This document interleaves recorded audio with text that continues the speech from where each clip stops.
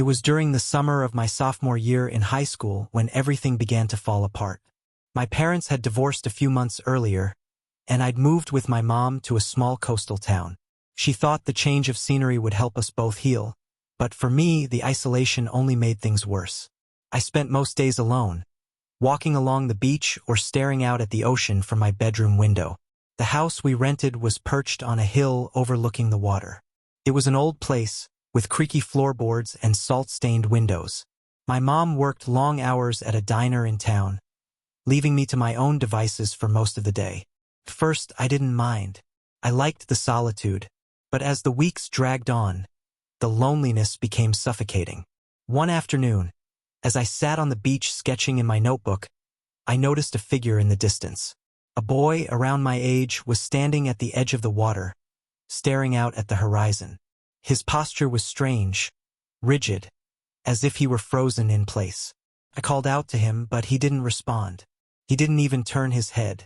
After a few minutes, I gave up and went home. That night, I couldn't stop thinking about the boy. There was something unsettling about the way he'd stood there, motionless and silent. I told myself it was nothing, just some local kid lost in thought. But deep down, I felt uneasy. The next day, I saw him again. He was in the same spot, staring at the ocean. This time, I walked closer, determined to talk to him. As I approached, I noticed his clothes were damp, clinging to his thin frame. His hair was dark and matted, and his skin had a pale, bluish tint. I hesitated, suddenly unsure if I should go any further. "Hey!" I called out, my voice trembling. "Are you okay?" He didn't answer. Instead, he turned slowly to face me. His eyes were sunken, and his expression was blank. For a moment, I thought he was going to say something, but then he turned back to the water and walked into the waves. I watched, frozen, as he disappeared beneath the surface. I ran home, my heart pounding. When I told my mom what I'd seen, she brushed it off as my imagination. She said I'd been spending too much time alone and needed to make some friends. I wanted to believe her, to convince myself it had been a trick of the light or a daydream. But I couldn't shake the image of the boy's face. Over the next few weeks, I saw him almost every day. Sometimes he was on the beach. Other times, I'd spot him from my window, standing in the surf. He never spoke, never acknowledged me. And every time, he vanished into the water before I could get close. I started having nightmares. In my dreams, I was drowning, pulled under by invisible hands. The water was cold and dark, and no matter how hard I struggled, I couldn't break free. I'd wake up gasping for air, my chest tight with panic. One night, I dreamt I was back on the beach, standing where the boy always stood. The sky was overcast, and the waves crashed loudly against the shore. I felt a hand on my shoulder and turned to see the boy, his face inches from mine. His lips moved, but I couldn't hear what he was saying. Then, suddenly, I was underwater, surrounded by darkness. I woke up screaming. My mom was furious when I told her about the dream. She said I was being dramatic, that I needed to stop obsessing over the boy. She suggested I see a therapist, but I refused. I didn't need someone to tell me I was crazy. I just needed to figure out what was happening. One evening, as the sun dipped below the horizon, I decided to confront the boy once and for all. I waited by the beach, my heart racing as the sky grew darker. Sure enough, he appeared, his silhouette framed by the fading light. I walked toward him, my feet sinking into the wet sand. "Who are you?" I demanded, my voice trembling. "Why do you keep coming here?" For the first time, he looked directly at me. His eyes were dark and empty, like bottomless pits. "I'm not real," he said, his voice barely a whisper. "You made me." I stared at him, confused and terrified. "What do you mean?" He didn't answer.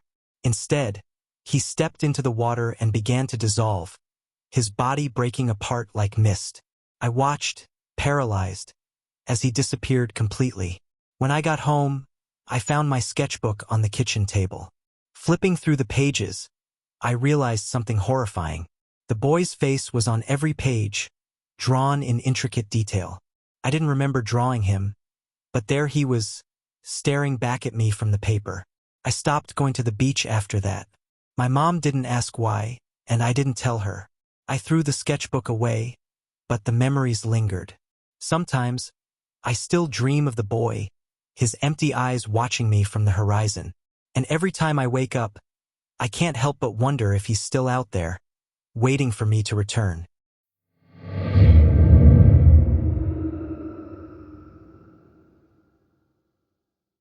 It began a few years after my retirement. I'd spent most of my life working as a librarian, surrounded by the comforting order of books. My wife, Margaret, and I had moved to a quiet village in the countryside, hoping to enjoy a peaceful retirement. But after she passed, the house grew too quiet, and I spent more and more time lost in my thoughts. One afternoon, as I sat by the window reading, I heard the faint sound of music. It was a piano playing a melody I couldn't quite place. At first, I thought it was coming from the house next door. But when I opened the window, the music stopped abruptly. I shrugged it off, thinking it must have been my imagination, and returned to my book. But the music came back the next day and the day after that. Always faint, just on the edge of hearing. I started to wonder if it was a neighbor practicing, though I'd never heard anyone mention playing the piano. The village was small and gossip traveled fast. Surely I would have known if someone nearby had taken up music. One evening, as I prepared for bed, I caught sight of something strange in the mirror. For a brief moment, I thought I saw a figure behind me. A man, standing in the corner of the room. He was gone in an instant, leaving me staring at my own pale reflection. I laughed nervously, telling myself it was a trick of the light. But it happened again and again. Always in the mirror, always fleeting. He seemed familiar somehow, but I couldn't place him. I started avoiding mirrors, even going so far as to cover them with cloth. Yet I couldn't escape the feeling that I was being watched. The music grew louder over time. It followed me through the house, a haunting melody that seemed to come from nowhere. Sometimes, it sounded as though it were right next to me, only to fade the moment I tried to find its source. I began to doubt my senses, questioning whether the music was real or a figment of my aging mind. One night, as I lay in bed, I heard the music more clearly than ever before. It was beautiful and sorrowful, each note dripping with emotion. I closed my eyes and let it wash over me, imagining Margaret playing the piano in our old home.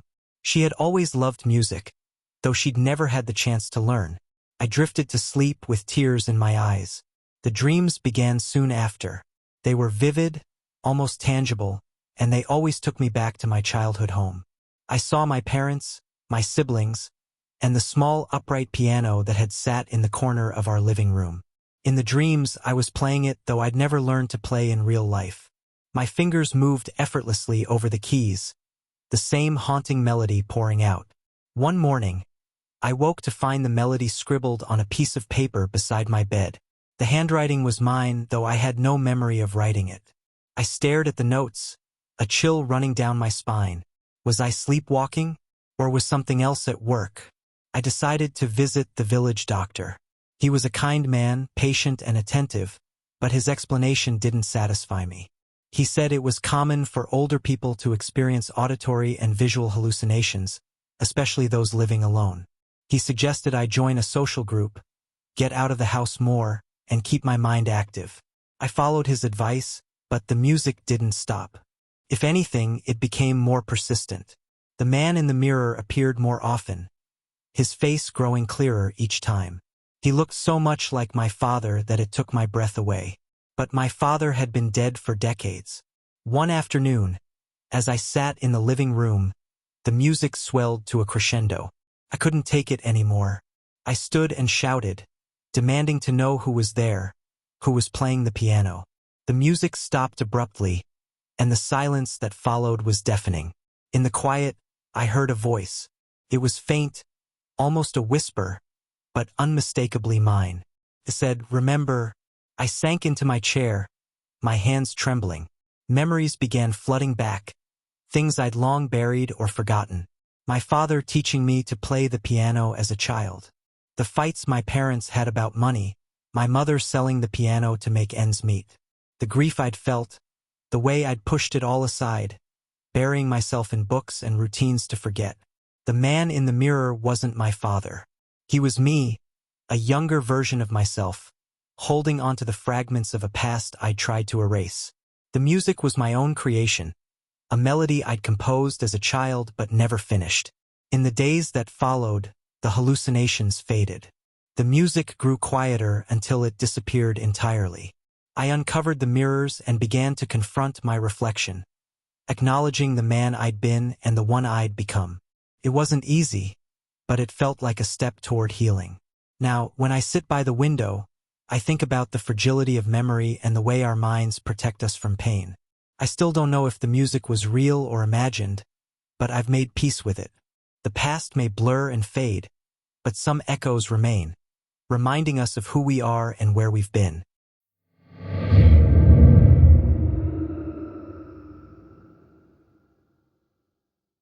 It began the week after I moved into the high-rise on Lincoln Avenue.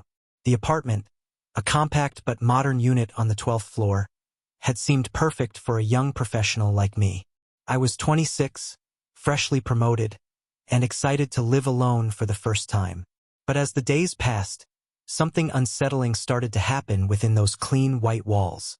The first time it happened, I thought it was stress. I'd been working late and barely sleeping, trying to impress my boss. I was brushing my teeth in the bathroom when I noticed the walls seemed closer than before. The space felt tight, like the walls were pressing inward. I blinked and shook my head. When I looked again, everything was normal. I chalked it up to exhaustion and went to bed.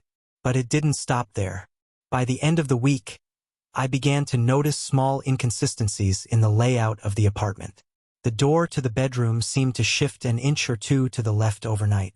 The kitchen counter, which I swore was parallel to the fridge, now stood at a slight angle. These changes were subtle, almost imperceptible, but they gnawed at me. One evening, I sat on the couch, scrolling through my phone. Out of the corner of my eye, I thought I saw the far wall quiver, like a reflection in water. I turned my head sharply, but the wall stood solid and still. My stomach churned. I couldn't deny it anymore. Something was wrong with this place. When I mentioned it to my friend Marcus over drinks, he laughed. He suggested I was overworking myself and needed to relax. He offered to come by and check out the apartment himself, but I waved him off. Deep down, I was afraid he'd dismiss my concerns, or worse, confirm them. Over the next few weeks, the changes grew bolder. I'd wake up in the middle of the night to find the walls of my bedroom closer to the bed. The light switch by the door migrated halfway down the wall. My bookshelves tilted at impossible angles, and no matter how many times I straightened them, they would slant again by morning.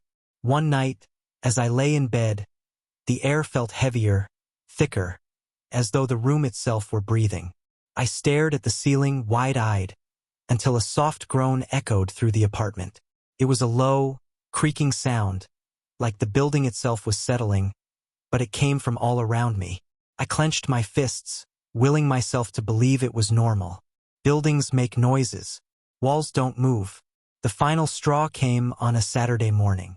I woke to find the bathroom door had disappeared. In its place was a smooth expanse of wall. Panic surged through me as I pressed my hands against it, searching for seams or any sign of the door I knew had been there. My reflection in the nearby mirror caught my eye. My face was pale, drawn, and my eyes were wide with fear. I barely recognized myself. I called Marcus. My voice trembled as I tried to explain what was happening. He must have sensed my desperation because he agreed to come over immediately. When he arrived, he found me sitting on the floor, staring at the blank wall where the bathroom door used to be. He didn't believe me at first. "Doors don't just disappear," he said, his tone firm but gentle. "You're exhausted. Let's get you out of here for a while." Reluctantly, I let him lead me out of the apartment. As we stepped into the hallway, I felt a strange sense of relief. The oppressive atmosphere lifted slightly, and I could breathe more easily. Marcus insisted I stay with him for a few days. I agreed, hoping that some distance would help me regain my sanity. But even at Marcus's place, I couldn't escape the feeling that something was wrong. I kept glancing at the walls, half expecting them to shift. I barely slept, haunted by dreams of the apartment closing in around me. I couldn't shake the feeling that it was alive, that it wanted me back. When I finally returned to apartment 42, I found it eerily unchanged. The bathroom door was back where it belonged, and the walls seemed stable. For a moment, I thought I'd imagined everything. But as I stepped inside, a faint groan echoed through the apartment, and the air grew heavy once more. I didn't stay long after that. I broke my lease and moved out within a month. The landlord seemed unsurprised when I told him I couldn't live there anymore. He didn't ask for details, and I didn't offer any. To this day, I can't explain what happened in apartment 42. I've tried to convince myself it was stress, sleep deprivation, or some kind of psychological break. But late at night, when the world is quiet, I sometimes imagine the walls of that apartment shifting and quivering, waiting for someone new to move in.